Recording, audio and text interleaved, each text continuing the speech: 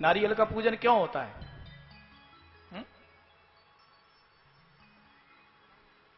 नारियल का पूजन इसलिए होता है क्योंकि नारियल ऊपर से कठोर होता है लेकिन दिल उसका कभी कठोर नहीं होता है।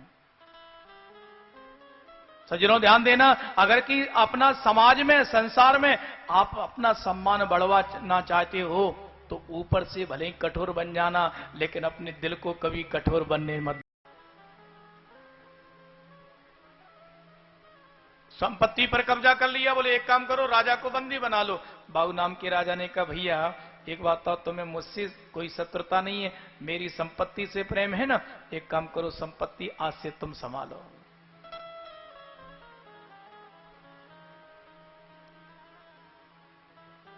दोनों पत्नियों से कहा, बोले देखो एक काम करो, चलो अब मेरे संग में चलो।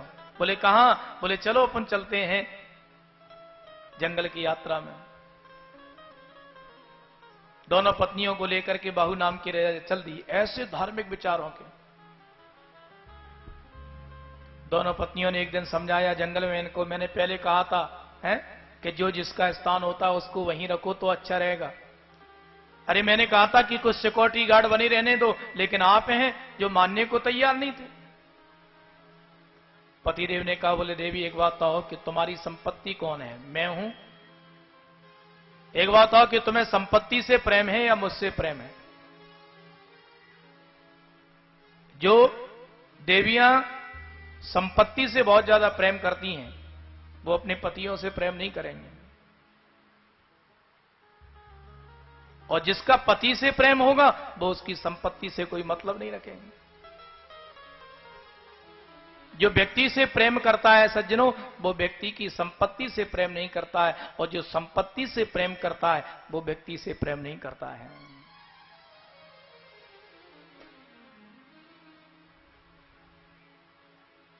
संसार में 2 ही 3 प्रकार के व्यक्ति मिलेंगे। एक ऐसे व्यक्ति हैं कि जो तन से प्रेम करते हैं, और एक वैसे व्यक्ति हैं जो धन से प्रेम करते हैं और मन से कोई प्रेम नहीं करता है। भगवान इसलिए तो कहते हैं तुम बस मन मुझे दे दो, क्योंकि जो मन तुम्हारा किसी काम का नहीं है? बाजार में जाइए दुकानदार की दुकान पर, और दुकानदार की दुकान पर 1 किलो मिठाई लीजिएगा, और मिठाई लेते समय कहिए कि हमने तुमको मन दे दिया। मिठाई वाला कहेगा भैया हमें तुम्हें मन से मतलब नहीं है, हमें तो तुम्हारे धन से मतलब है। तो कोई धन से प्रेम करता है और कोई तन से प्रेम करता है, और ये मन किनका है? बोले मोहन बिहारी सरकार का है। इसलिए मन को उनके चरणों में अर्पित कर देना चाहिए। दोनों देवियों से कहा, देवी ये बताओ कि तुम्हें मुझसे प्रेम था या मेरी संपदा से प्रेम था? संपत्ति मैं तो हूं तुम्हारी। बोले नहीं जी आप ही मेरी संपत्ति हो। तो देखो देवी, जब मैं राजा था ना, तुमसे बात करने का मेरे को टाइम नहीं मिलता था, क्योंकि मेरे साथ पास में सुबह से लेकर के शाम तक इतने काम रहते थे, इतनी सेवाएं रहती थी कि मैं तुमको भी समय नहीं दे पाता, तब तुम रूठ जाती थी। और अब से मेरे पास संपत्ति नहीं है तो तुम रूठ रही हो। तुम्हें संपत्ति से प्रेम था या मुझसे प्रेम था? कहा कि मुझे तो तुमसे प्रेम था। तो तुम्हारे पास संपत्ति नहीं है, तुम्हारी संपत्ति मैं तो हूं। अब इतना मीठा बोले कि रानियों ने कुछ नहीं कहा। दोनों रानियों को लेकर के जैसे जंगल की यात्रा की ओर जा रहे थे, बस पैर को ठोकर लगी, जमीन पर गिर पड़े, इनके प्राण पखेरु निकल गए। दोनों पत्नियां रोने लगी, हे प्राणेश्वर तुम कहां छोड़ करके चले गए? एक पत्नी गर्भवती थी, दूसरी पत्नी वैसी थी, लेकिन गर्भवती पत्नी ने, दूसरी पत्नी ने मन में सोचा कि इसके पेट में बालक है, अगर कि बालक ने जन्म ले लिया तो मुझे राजा की याद आएगी। तो सौत बहन के गर्भस्थ बालक को मारने के लिए और सौत बहन ने उसको जहर दे दिया है। अब देखो, संसार का यही नियम है कि व्यक्ति के जीवन में जब ईर्ष्या प्रवृत्ति आती है ना, ईर्षा एक ऐसी डीमक है जो जीवन में दूसरे का कुछ बिगाड़ नहीं पाती है, लेकिन अपनी जिंदगी में कुछ बना नहीं पाती है।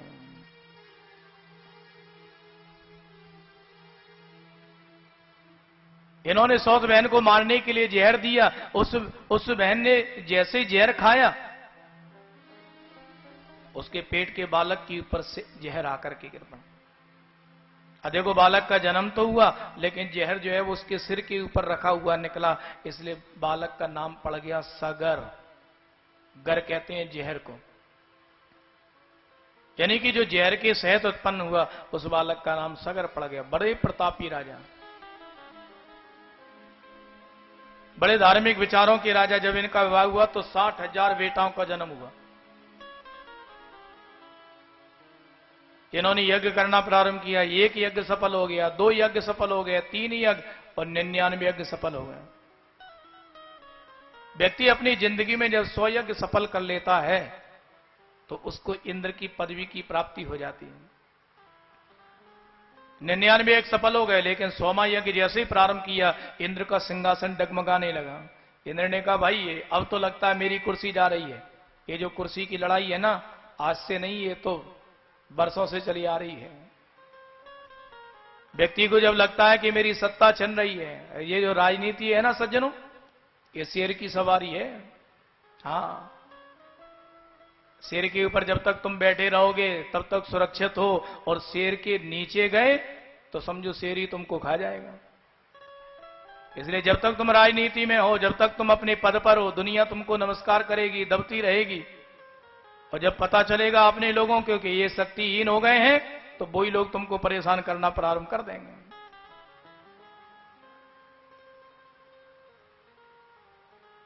प्रेम से बोलो जय श्री कृष्ण।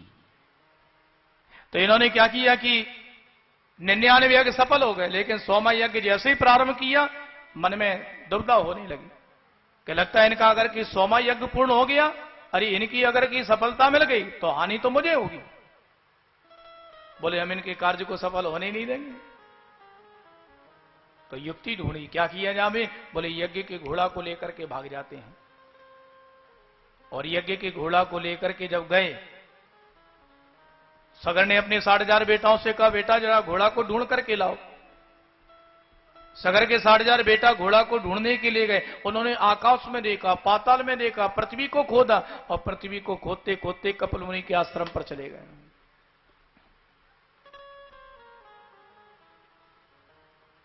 देखा कि कपिल मुनि की समाधि लगी हुई है। इंद्र ने वहीं को घोड़ा को बांधा, और बांध करके इंद्र अंतर ध्यान हो गया।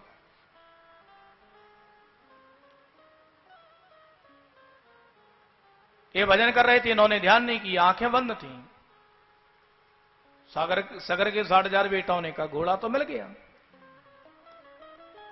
लेकिन ये है, अरे ये तो संत है, और संतों को राजनीति में कभी नहीं पड़ना चाहिए। धर्म नीति में संत रहे, ये तो बहुत अच्छी बात है। दुनिया को धार्मिक बनावे, ये तो बहुत अच्छी बात है। लेकिन राजनीति में है, धर्म नीति से राजनीति होती है, राजनीति से धर्म नीति नहीं होती। मन में सोचा कि ये संत होकर के हमारे संग में छल किया, घोड़ा को लेकर के भाग गए। क्रोध आ गया, उद्घोष करने लगे, मारो काटो पीटो, ये पाखंडी है। घोड़ा को चुरा करके लाया, बगला भक्ति कर रहा है। संतों के सामने जब सबने आवाज लगाई, मारो काटो पीटो, कपिल मुनि ने सोचा कि लगता है कोई राक्षस लोग आ गए हैं, और जैसे ही क्रोध भरी दृष्टि से देखा, 60,000 के 60,000 बेटा जल करके राख हो गए।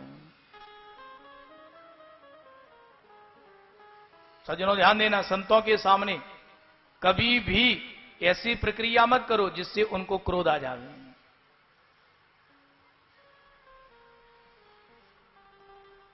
निर्बल को कभी नहीं सताओ,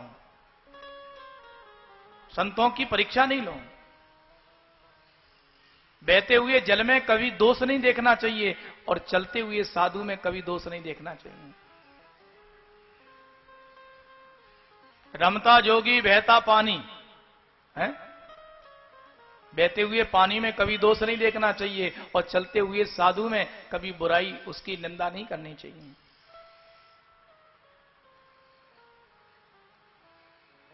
बोले ये क्रोध भरी दृष्टि से जैसे ही देखा, बस 60,000 के 60,000 बेटा जल करके राख हो गए। अंशुमान जी ने कहा महाराज आपने ये क्या किया? बोले देखो भाई मैंने तो कुछ नहीं किया, इनके कर्म ही इनको लेकर के डूब गए हैं। बोले इनका कल्याण कैसे होगा? ताकि किसी प्रकार से गंगा मैया का अवतरण हो जाए, गंगा मैया का स्पर्श होते इनका उद्धार हो जाएगा। तो अंशुमास तपस्ते पे गंगा नयन कामया। अंशुमान जी ने तपस्या करी। बोले अंशुमान जी तपस्या के लिए कर रहे हैं कि गंगा मैया का प्राकट हो जाए, लेकिन गंगा नयन कामया, गंगा जी को लाने में प्रकट नहीं हो सके। कालम महं नाक्ष्णोता, काल बलि ने इनके शरीर को पूरा कर दिया, लेकिन गंगा जी को प्रकट नहीं कर सके। दिलीप जी महाराज ने भजन किया कि गंगा जी को प्रकट करें, लेकिन प्रकट नहीं कर सके। तो इनकी देखो वंश में एक राजा हुए जिनका नाम भगीरथ। और भगीरथ जी ने क्या किया? एक पैर पर खड़े होकर के मां गंगा की आराधना करी। गंगा मैया का मन प्रसन्न हो गया। गंगा मैया कहने लगी, बोले भगीरथ वरदान मांगो, तुम क्या चाहते हो? भगीरथ जी हाथ जोड़ करके कहने लगे, बोले देवी एक काम करो, आप अगर की प्रसन्न है ना तो इस धरातल पर आ जाओ। गंगा जी ने कहा क्षमा करना भगीरथ, वैसे तो मैं आ जाती, लेकिन मेरे ना आने का कारण है। बोले देवी जी तुम क्यों नहीं आ सकती हो? कहा कि मैं इसलिए नहीं आ सकती हूं क्योंकि मैं अगर कि इस पृथ्वी पर आऊंगी तो जितने संसार में पापात्मा हैं वो मुझ गंगा में डुबकी लगाएंगे और अपने अपने पापों को छोड़ करके चले जाएंगे।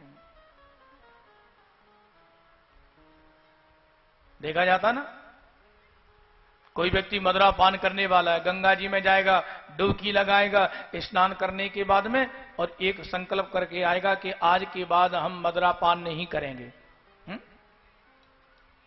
तो मदरा कहां छोड़ करके आए? गंगा घाट। जिंदगी निकल गई, मांस भक्षण करते करते गंगा जी में गया, डुबकी लगाई और संकल्प करके आ गया। बोले आज के बाद हम मांस भक्षण नहीं करेंगे, छोड़ करके आ गया गंगा मैया को। तो गंगा मैया ने कहा कि मुझे ये लगता है कि दुनिया के जितने दुराचारी हैं, जितने पापाचारी हैं, अपने अपने पापों को छोड़ करके जाएंगे, तो मुझे डर लगता है कि मैं पापवती ना हो जाऊं।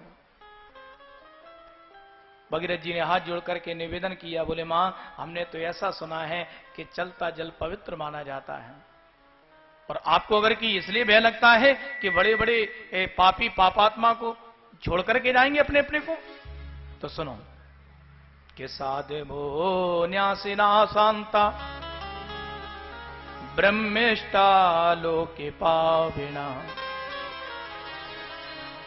देवी साधवो, बड़े बड़े साधु, न्यासिना बड़े बड़े सन्यासी महात्मा, ब्रह्म में जिनकी निष्ठा है, ऐसा भजन करने वाले महात्मा, और आकर के जब गंगा जी में स्नान करेंगे तो अपने अपने पुण्यों को भी छोड़ करके चले जाएंगे। अगर कि कोई पाप छोड़ करके जाएगा तो ये महापुरुषों के पुण्य भी तो है। अब इतनी मीठी वाणी बात कही कि गंगा जी का मन प्रसन्न हो गया। गंगा जी ने कहा क्योंकि मीठी वाणी, मैंने निवेदन किया, मीठी वाणी दूसरे के दिल पर कब्जा करती है। और देखो माताओं बहनों के लिए एक मैं उपाय बताता हूं। हाँ, अगर कि अपने पति को वश में करना है ना,